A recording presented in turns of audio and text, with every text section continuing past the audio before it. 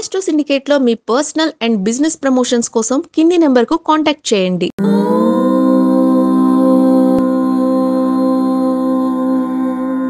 ఓం శ్రీ గురుభ్యో నమః.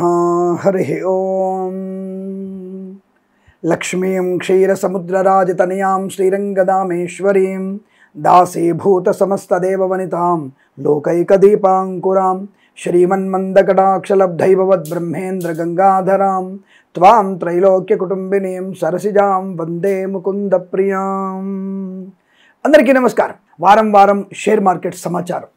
దాదాపుగా మనం గత వారంలో మనం అందుకున్నటువంటి ఫలితాలు తలకిందులైనాయి.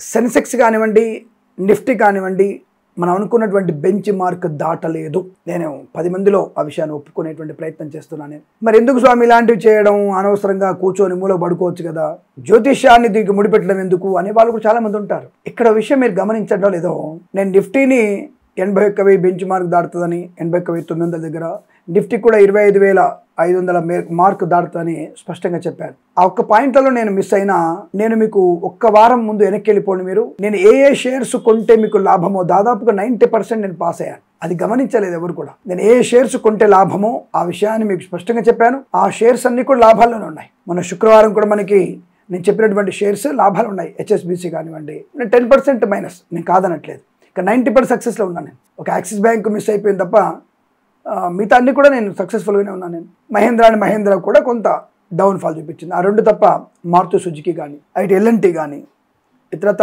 ఫార్మా షేర్స్, 3 ఫార్మా షేర్స్ టాప్లోనే ఉన్నాయి. నా గురించి నేను గొప్పగా చెప్పుకోకపోతే కష్టం కదా. నేను చేస్తున్న పరిశోధనలో ఒక్కొక్క దగ్గర ఒక్కొక్క బేస్ నాది ఒక తేడా వస్తుంది. ఇంకా 50 వారాలు నేను ప్రయత్నం చేసి మీకు సక్సెస్ రేట్ ఇవ్వడానికి ప్రయత్నం చేస్తాను.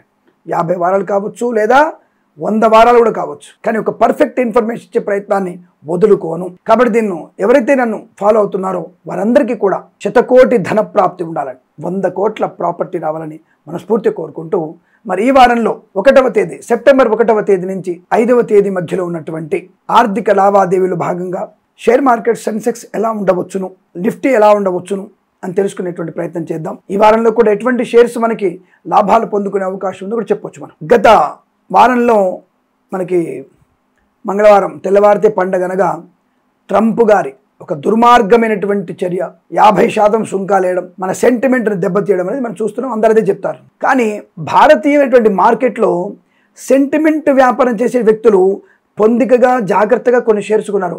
ఆ షేర్స్ అన్నీ కూడా అభివృద్ధిలో ఉన్నాయి, లాభాలు పొందుకున్నాయి, ఎటువంటి డౌట్ అక్కడ దాంట్లో. అలాంటిది మళ్ళీ పునరావృతమయ్యే అవకాశం కనపడుతోంది. కాబట్టి ఈ వారంలో కూడా మీకు షేర్ మార్కెట్ ఎటువంటి ఇబ్బంది పడాల్సిన అవసరం లేదు.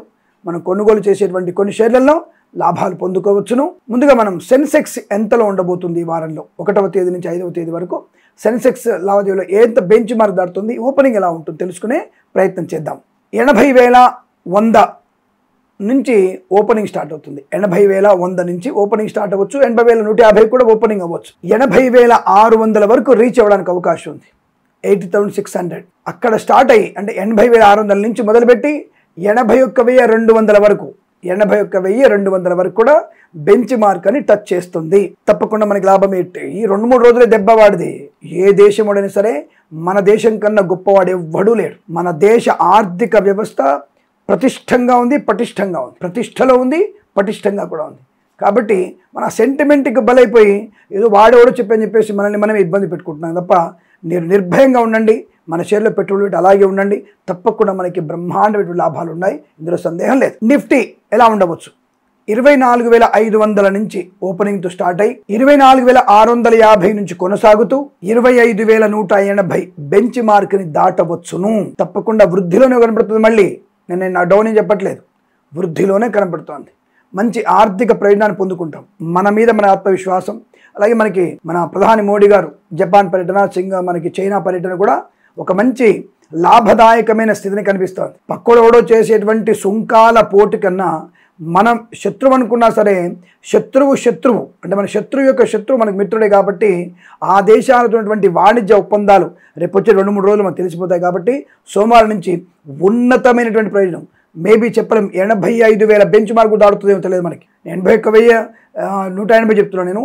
85,000 బెంచ్ మార్క్ దాడుతుందేమో తెలియదు. ఇంకా జపాన్, మనకి చైనా వారితో మనం ధీటైనటువంటి సమవుజ్జి స్థాయి పొందుకునే ప్రయత్నంలో మోడీ గారి ప్రయాణం లాభాన్ని కలిగించవచ్చు. కాబట్టి మన సెంటిమెంట్ కూడా అనుకూలంగా ఉంటుంది.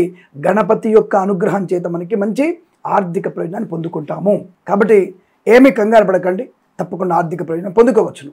ఇక మరి ఏ షేర్స్ లాభాలు పొందుకునే అవకాశం అంటే ఇది తప్పకుండా మారుతి సుజుకి, ఇన్ఫోసిస్.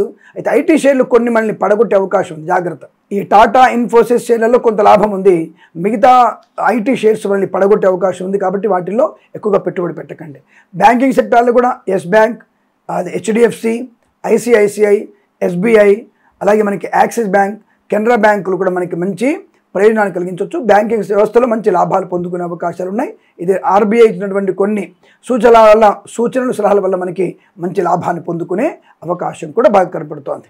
అలాగే బోష్ కంపెనీ మరియు ఎల్ఎన్టీ, భారతీ ఎయిర్టెల్ ఇవి కూడా మళ్ళీ మనకి లాభాల పంట పండే అవకాశాలు కూడా బలంగా కనబడుతున్నాయి. టాటా కొంత కూడా మనకి లాభాలు పొందుకోవచ్చును. కొద్దిగా ఫార్మా షేర్స్ లో లాభాలు పొందిన అవకాశం ఉంటుంది. ఐటీ షేర్స్ మీద కొద్దిగా జాగ్రత్తగా ఉండే ప్రయత్నం చేస్తే చాలు. ఇన్ఫోసిస్ మాత్రం లాభాలు పొందుకుంటుంది. మిగతా షేర్లలో కొద్దిగా నష్టాన్ని కలిగించే సూచనలు కనబడుతున్నాయి. తగు జాగ్రత్తలు తీసుకుంటే చాలా మంచిది. కానీ షేర్ మార్కెట్ మనకి ఈ వారంలో బలంగానే ఉంటుంది. మొన్న గురు శుక్రవారాల్లో నష్టాన్ని మనం ఈ సోమ మంగళ బుధవారాల్లో లాభాలు పంట పండించుకునే అవకాశం ఉంటుంది. బుధవారం కాస్త ఇబ్బంది ఉంటుంది. మళ్ళీ శుక్రవారం నుంచి మళ్ళీ అనుకూలవంతమైన శుభయోగాలు పొందుకునే అవకాశాలు బలంగా ఉన్నాయి. ఏ రాశి వారికి బాగులేదు? మిథునము, మీన రాశుల వారు. మిథునం, మీన రాశుల వారు ఈ వారంలో ఎట్టి పరిస్థితుల్లో షేర్ మార్కెట్లో పెట్టుబడి పెట్టకూడదు. నష్టాలు పొందుకునే అవకాశాలు ఉంటాయి. కించిత్ రవ్వంతో పెట్టుబడి పెట్టొద్దు, దీర్ఘకాలిక పెట్టుబడి కూడా పెట్టొద్దు. మిథున, మీన రాశుల వారు ఎట్టి పరిస్థితుల్లో షేర్ మార్కెట్ వెళ్ళకండి. లాటరీలు, జూదానికి దూరంగా ఉండండి. ఇది గుర్తుపెట్టుకోండి. మిథునం, మీనం జాగ్రత్త. అలాగే కర్కాటక, కన్యా, మకర కుంభాలు. కర్కాటక, కన్యా, మకర కుంభాలు దీర్ఘకాలికమైన పెట్టుబడి పెడితే మంచిది. డే ట్రేడింగ్ లో పెట్టుబడి పెట్టకూడదు. ఏమాత్రం మీకు లాభం లేదు. డే ట్రేడింగ్ వద్దు, దీర్ఘకాలికమైన పెట్టుబడి పెట్టవచ్చు. మిగతా రాశుల వారు డే ట్రేడింగ్ పెట్టవచ్చు, దీర్ఘకాలిక పెట్టుబడి పెట్టవచ్చు, లాభాలు పొందుకునే అవకాశాలు ఉన్నాయి. తప్పకుండా మీకు మంచి ఐశ్వర్యం ఉంటుంది, ఆనందకరమైన సంపద ఉంటుంది. ఇదండి ఈనాటి మనం షేర్ మార్కెట్ సమాచారం.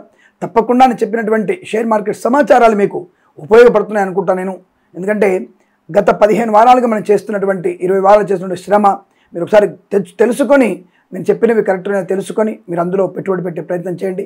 ఈ షేర్ మార్కెట్లో పెట్టుబడి పెట్టే వాళ్ళు స్వీయ పరిశీలన, అలాగే పెద్దల సూచన సలహాలు, మార్కెట్ ఒడిదుడుకుల్ని తప్పకుండా సరిచూసుకొని షేర్ మార్కెట్లో పెట్టుబడి పెట్టి అత్యంత ధనయోగాన్ని పొందాలని కోరుకుంటూ సర్వేజన సుఖినో భవంతు. ప్రేమతో మీ కిరణ్ శర్మ. నమస్కారం.